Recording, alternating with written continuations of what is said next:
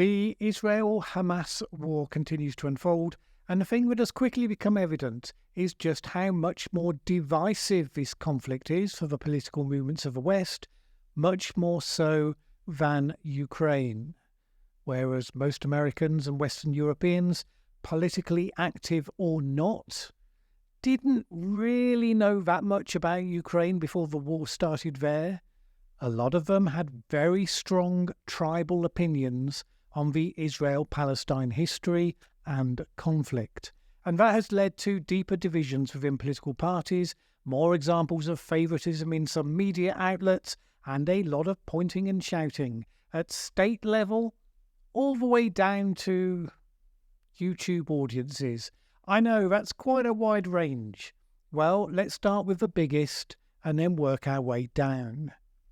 Inevitably, the big area of focus this week was a story around a hospital and whether or not on Tuesday it was hit by an Israeli military strike. This incident came just before President Joe Biden was due to visit the region, and the immediate waves it created saw his intended visit to several Arab states abruptly cancelled, as well as seeing mass protests in a number of locations. So it had a major impact on the dynamics of the situation. Within minutes of the first reports coming out, there were hot takes to be found all over the place, especially all over the internet, of course. So what happened? Reports came through that the Al Ali Arab Hospital had been the site of a major explosion. News outlets reported that more than 500 civilians had been killed as a result of an Israeli military strike. This quickly turned into a key point of contention, since the outlets that reported that were getting their information from the Palestinian Health Ministry, a body which is controlled by Hamas. Israel said that it was investigating the explosion, and then soon afterwards said that it was not to do with them, and it appeared to have been a rocket fired towards Israel from Gaza, which malfunctioned and landed in the hospital car park. Well, they would say that, wouldn't they? Came the hot takes. But with daybreak, photographic evidence from multiple sources showed the hospital had not been levelled, as originally reported. In fact, it was hardly touched. There had been a mini explosion and a fire in the car park. Bear in mind, a lot of people were sheltering at the hospital, so quite a bit of that space was being used not just for car parking. Even with that, the evidence did not seem to support the idea that anything approaching 500 people had been killed. Revised figures are now talking about maybe 100 or more. I mean, let's not understate that. That is a lot of human tragedies. Arguing about numbers like this, you can lose sight of the reality. But basically, none of the physical evidence supported the idea that this was an Israeli airstrike, which would have left a lot more damage and a much more noticeable crater. Video evidence showing the events also seemed to corroborate the missile that malfunctioned explanation. The key thing to note is how little difference such evidence made to the initial wave of impact that this had around the world. Anti-Israel sentiment was already primed to expect something horrible. They were waiting for just this sort of news. So, of course, they immediately presumed the worst, didn't wait for verification. The initial credulity given the story by mainstream news outlets also helped to fuel furious protests in a number of locations around the world. Supporters of Israel unsurprisingly jumped onto that. For example, Zachary Faria, writing in the Washington Examiner, didn't mince his words in criticising the media. And he said this wasn't an innocent mistake or a typo, this was a conscious decision to parrot terrorist talking points and present it as news. At best, their standard for journalism is in the gutter, in which case they deserve your utter contempt for posturing as your moral superiors on disinformation. Commentators on the left, mostly supporters of the Palestinian cause, mostly and some reluctantly accepted the evidence once it emerged and seemed to be relatively clear, but they tried to spin it to fit their case anyway. So Fred Kaplan, writing for Slate, said this: "The blast was initially blamed on Israel, but was more likely a terrible accident, caused, it now seems, by an errant rocket fired by Islamic Jihad." It's an interesting use of the phrase, a terrible accident. I mean, did they fire the rocket by accident? No, don't think so. So what you actually mean is that it was a terrible accident because instead of killing Israelis, its intended purpose, it killed Palestinians instead. One might think that either of those outcomes would be bad and that firing rockets is an action for which there should be consequences, not labelled just as a mere accident. But others simply dismissed any evidence that didn't support their chosen narrative. They accused Israel and America of just lying about it, even though the multiple sources of images on the ground, including satellite photos as well as people at the hospital, all of them out of the reach of Israeli influence, contradicted the Hamas version and corroborated the Israeli version. In this case, none of that means Israel never lies, never bombs hospitals or any of those things. It certainly doesn't mean you should just take them at their word on anything without looking for corroborating evidence. I mean, you should never do that for either side in a war situation, as I've said here many times before. It just means that in this specific case that created a huge furore, remember, Hamas lied about what happened, and apparently strongly benefited by having done so, if for no other reason that it massively raised the pressure on various political fault lines across the world. So, for example, Joe Biden's administration has had substantial kickback for its robust defence of Israel from the first news of the Hamas atrocities against its civilians. Top Arab, American and Muslim leaders in the United States met with the administration this week to harangue it for what they labelled as reckless rhetoric. This was given a particular point of focus because of the fatal stabbing of a 6-year-old Palestinian-American boy in Chicago. Warren David, president of Arab America, said that the Biden administration had been involved with the demonization of Palestinians in Gaza and of Arabs in general that had escalated hate towards them within the US. Such pushback has led to a certain modification in messaging, so Biden last week made clear to say, "We can't lose sight of the fact that the overwhelming majority of Palestinians had nothing to do with Hamas and Hamas's appalling attacks and their suffering as a result as well." But the challenge for the administration is that such suffering has ramped up massively because of the Israeli blockade of provisions into Gaza and their call for 1 million people to move from their area of intended focus. Biden has called for Israel not to repeat America's mistakes following 9/11, and he took credit for persuading Israel to allow a small amount of aid into the area, but without criticising or pushing back hard on the impact that Israel's actions were having on large numbers of Palestinian civilians. This, the critics of Israel say, is the point. Not whether or not this one hospital was bombed, but the massive impact being had on civilians as a result of the blockade and the expected actions to follow.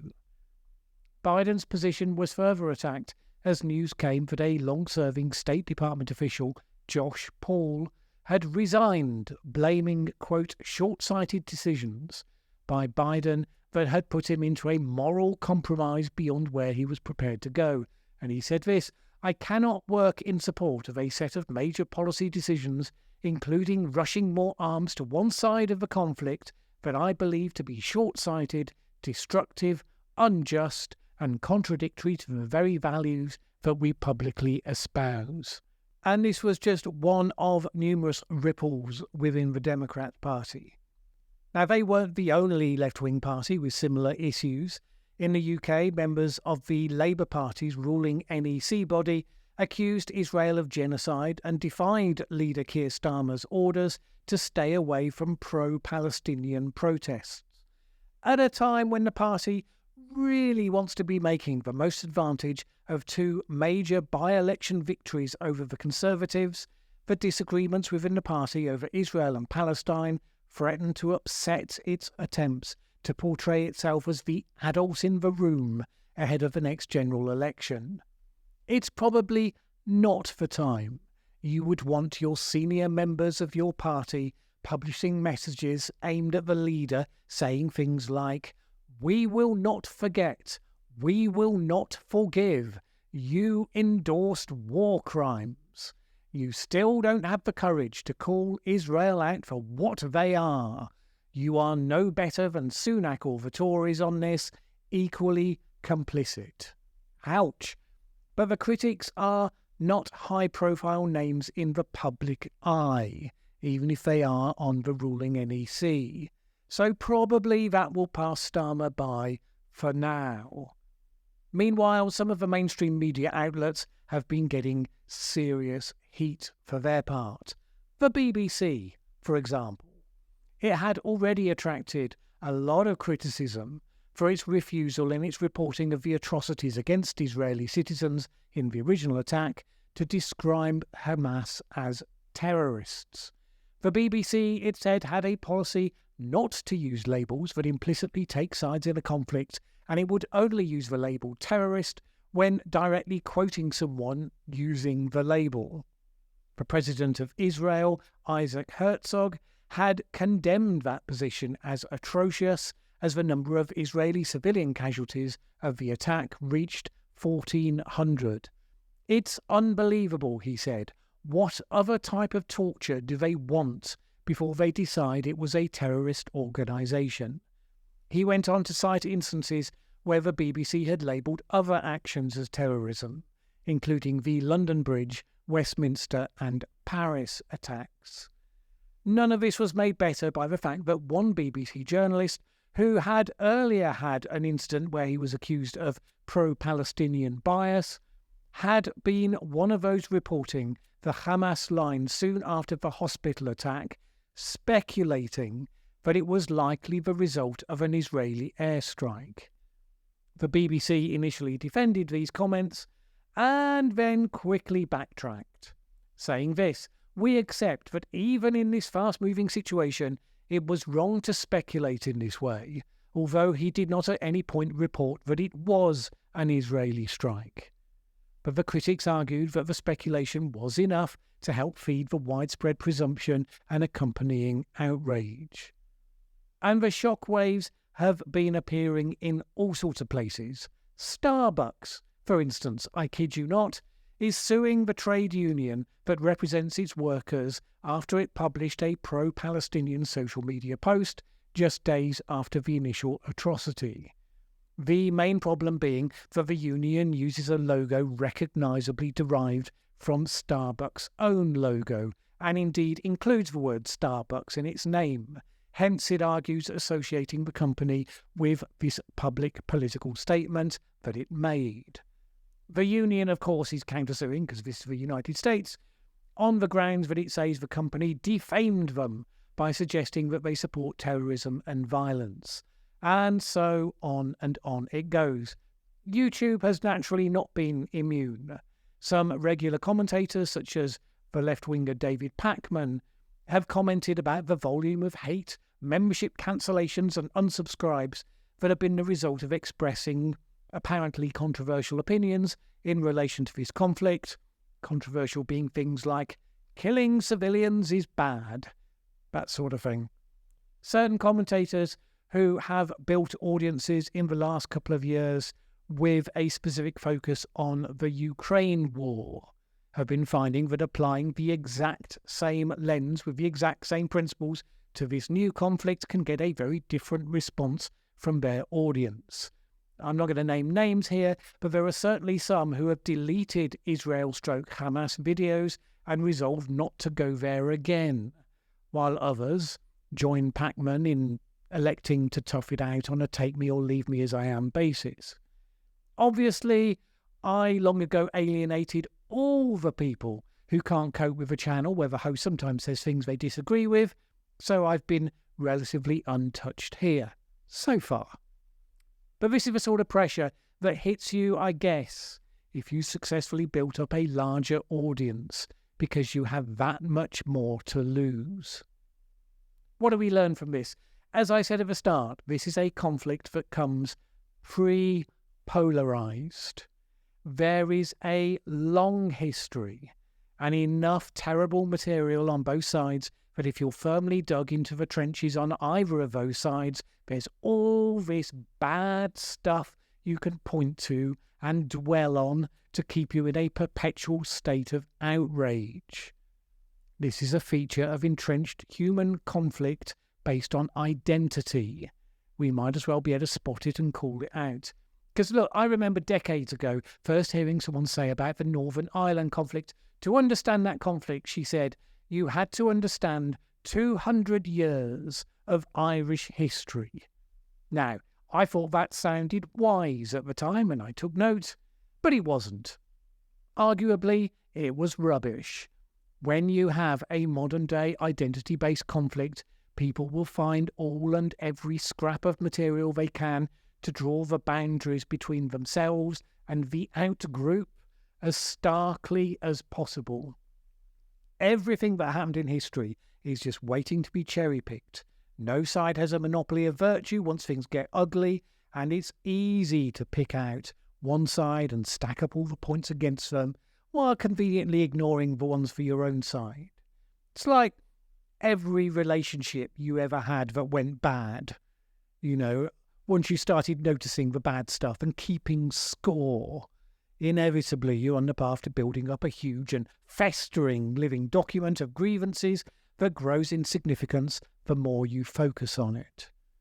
And the worse the grievances get, the more likely you behave badly and give each other fresh material to add to the pile.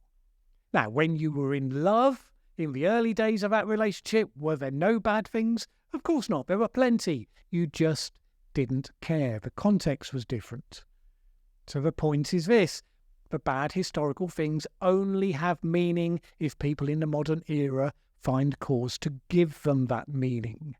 Not many people in the UK bear resentments against Scandinavians because of the Vikings. Come to that, modern Britons don't dwell on World War II when they come across modern Germans, a much more recent historical point of contention.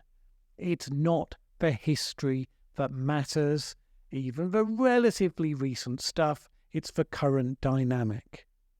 The arguments about whether there is moral equivalency between the two sides over what they do today, or whether a certain action was beyond the pale, these are inevitable and necessary modern-day discussions, particularly in a world community seeking to prevent conflicts from spilling out into wider wars affecting the whole world. We're arguing about the rules of how we live together now. Ultimately, the best way to do that is to do the things the tribalists find most impossible to do. Apply the same principles to both sides. Targeting civilians is always wrong, no matter who does it. Killing civilians because you're careless as to the consequences when you pursue your military goals is always wrong, no matter who does it. Now, it's harder to say how hard someone should fight and how much so-called collateral damage can be tolerated as a result, because if someone faces an existential threat, they will fight a lot harder than someone who can afford to lose. That's a situational thing. Israel hits hard because it believes, with some justification, the one time it loses in military conflicts will be the time it gets wiped off the map. In hitting hard, it creates consequences and grievances that seed the next generation of protesters at best and terrorists at worst. Those are consequences. Now, these are explanations of the dynamics of what's happening. They're not excuses. Given the polarized nature of the world right now and the explosive potential of this particular conflict, it's a situation that we can explain on an aggregate human behavior level, even while we're unable to prevent it from scaling out of control and engulfing us. We don't want that to happen. So cooler heads are needed. without ignoring that these really are people fighting for survival. So simply telling them to put down their weapons and negotiate isn't a tremendously insightful or helpful thing to do. So this is why Western powers are doing what they're doing, publicly identifying as allies of Israel against terrorism to create common ground with them, whilst relatively quietly urging them to conduct their retaliation in a way that won't destroy some delicate balances. America sending aircraft carriers to the region is partly saying, we won't let you be wiped out, so you don't have to fight with a ferocity you reserve for an all-or-nothing scenario. The strategic objective is to prevent another world war, to prevent Iran from directly entering into the conflict, to prevent other Arab nations from lining up with them, and to keep the West out of direct involvement in a second costly extended entanglement, to weaken it, while China watches on and bides its time. Between Israel and Hamas, Israel, after all, is the side that doesn't deliberately target civilians in the most disgusting and medieval way, but also B, it is the side that has at least some strategic competence. It can be appealed to on a self-interest basis to avoid making mistakes in the heat of the moment. Unfortunately, right now, it has initiated a process that looks very much like the bluntest of tools in a situation that requires extreme skill. So support it or hate it, that seems to be the geopolitical play we're currently seeing from the US and from European states. And support it or hate it, we probably have an interest in that action succeeding in the short term, because the alternatives are likely to go a lot more horrible 2 or 3 stages down the line.